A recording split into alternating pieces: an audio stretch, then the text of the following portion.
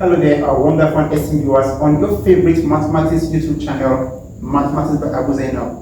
That channel is specially created for you and I to come together to tackle mathematics and demystify the age-long phobia often associated with this all-important subject, one topic at a time. Thanks for staying tuned and for being consistent subscribers. Today we are looking at a new topic entirely still under the ages of differentiation. Differentiation is a very wide topic really with several components.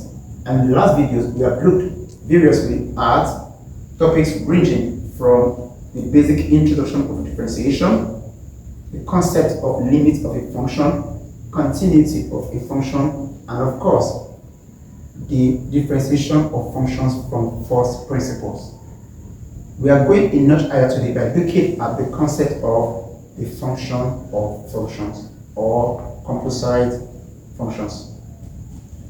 When you hear the word composite, what comes to mind is that you have different parts coming together to form a whole. So, technically speaking, you're having a function y in terms of u, and u in turn in terms of x. So if you're asked to differentiate y with respect to x, you can see it's like a two-step approach now.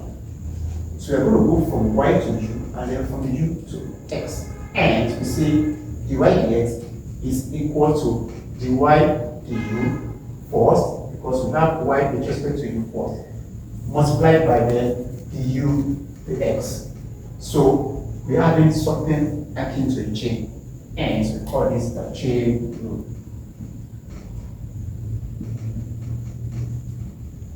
So invariably is saying that instead of going from y to x, which is not possible, we have to break the journey into two. We first go from y to u, that's the first part, then the next part will go from u to x. So let's see how this plays out in the following examples. Y equals 4x squared plus 3x minus 6 to the power of 9. To start with, you will ask, when do I use the chain rule?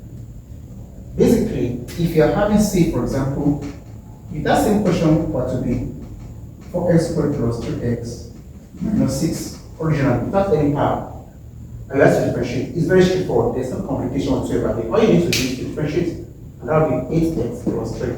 It's as simple as that. However, if you have, say, power 2, you have an option. The option is to first expand the bracket before differentiating. That's an option. However, that option doesn't come viable again if you have something as much as power 9. You cannot reasonably think of expanding this to power 9 first as you add a power 2 before expanding. And we have to break this into components. So all you need to do is to say, let the contents of the bracket be letter u or any other letter of your choice. So I have simply replaced the 4x squared plus 3x minus 6 as letter u. So rewriting the question now, that means I'm having y is equal to u to the power of 9. And the entire bracket is u to the power of 9. So you can see I've broken the question into two components now. So I have the y with respect to u as a function of u, and then have the u as a function of x. And I can see that the y dx, based on the chain rule, is first the y du, then times the u dx. So what you need to do here, for the y du, you can possibly only use this to differentiate the y du, certainly because this way you have y and u combined. So the y du by elementary differentiation is going to be 9u to the power of 8 times the other part is the u dx. So we're having u and x. We can't possibly use this any longer. So we are differentiating u with respect to x. And that's going to give us the 8x plus 3. That is the entire function here, 8x plus 3. And simply replacing the u with the original value, we are going to be left with 9 bracket 4x squared plus 3x minus 6 to the power of 8, of course, don't forget that. Then we have 8x plus 3. And dy dx is simply all that. I think we find that quite straightforward, really. Without wasting time, let's go to example number 2.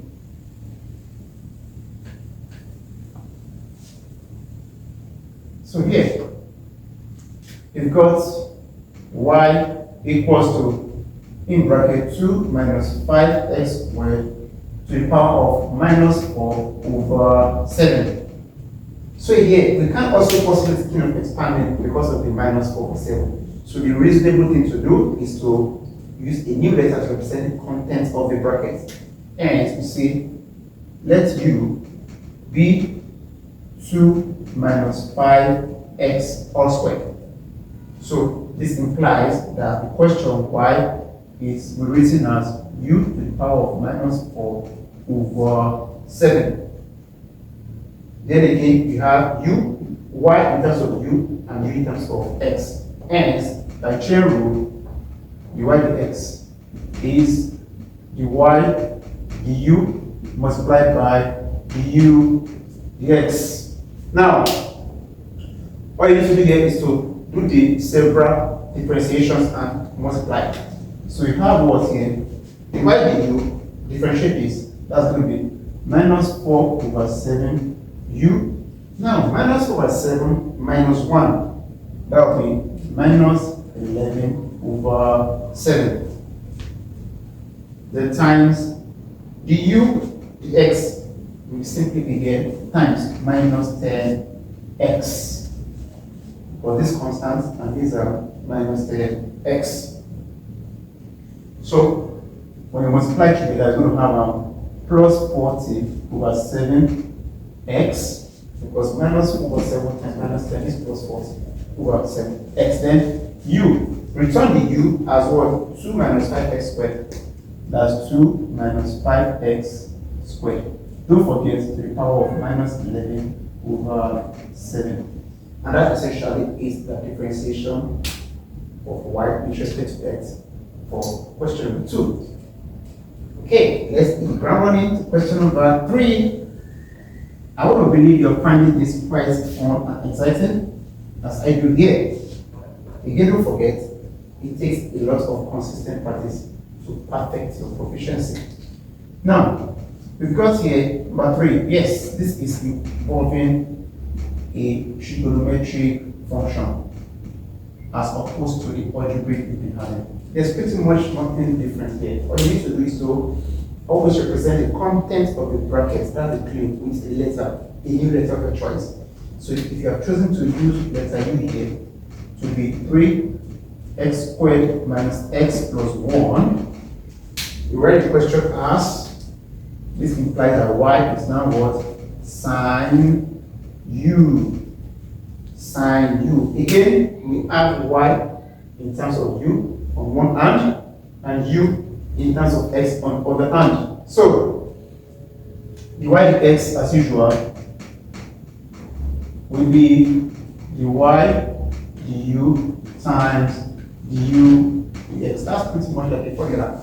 So, of course, the y du is only possible when you have y and u exclusively, and u dx is when you have u and x exclusively. So we carry out what's the y du? It means differentiate sine u. That simply means from our very first table cos u, differentiating sine gives cos. On the other hand, differentiate u with respect to x. That gives us 6x minus 1. Differentiate 3x squared minus x plus 1, we have 6x minus 1. So fusing everything together, I'm going to have 6x minus 1 cos, what is your u? Recall, our u is the entire 3x squared minus x plus 1. And that is y x for the sine function. It's pretty much straightforward, nothing different really. Okay, let's take question number 4.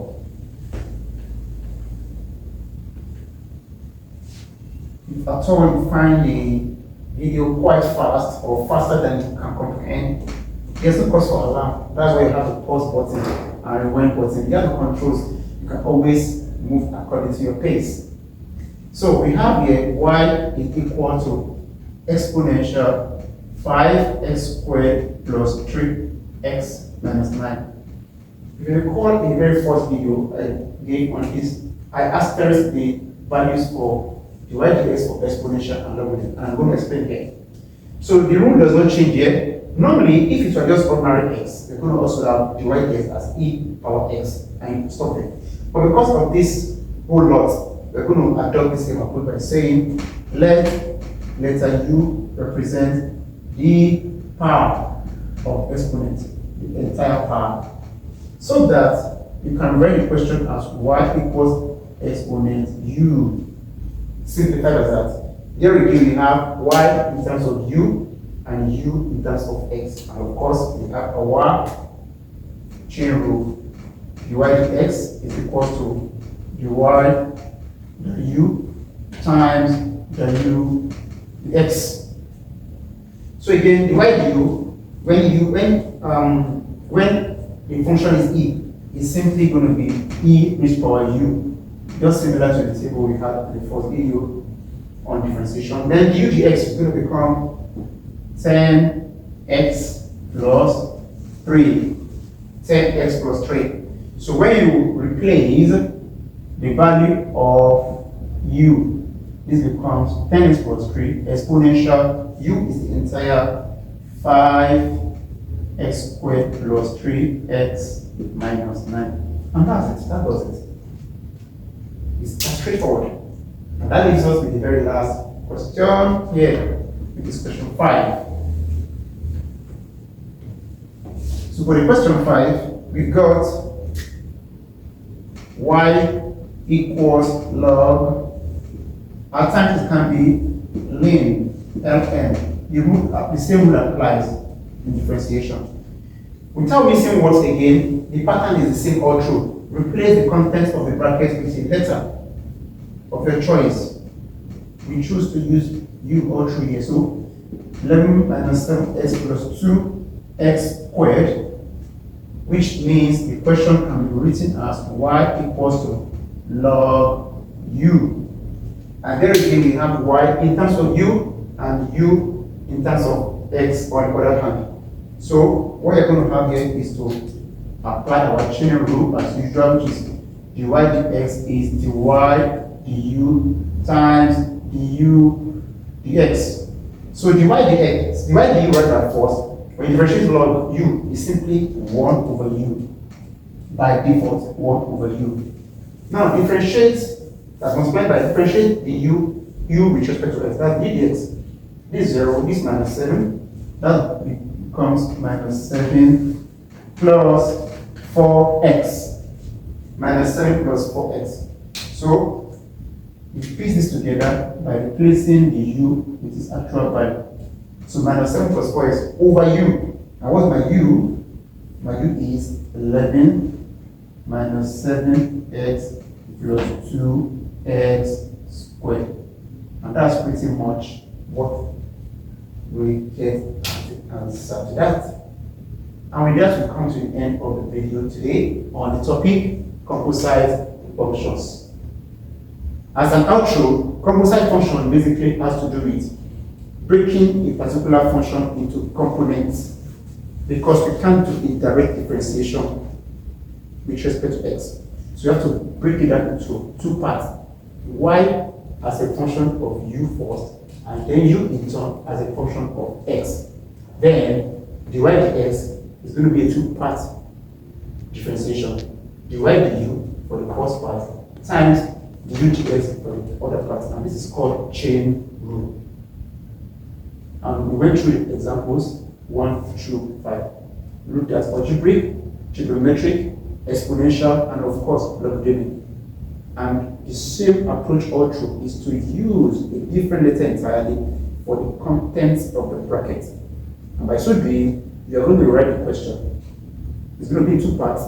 It's going to have a y in terms of u on one hand, and then u in terms of x, so that you're going to have your double differentiation, which when matched together as a product gives us the entire dy dx. I believe you found this class quite worthy of watching and quite interesting and exciting, and most importantly fun as much as I had here.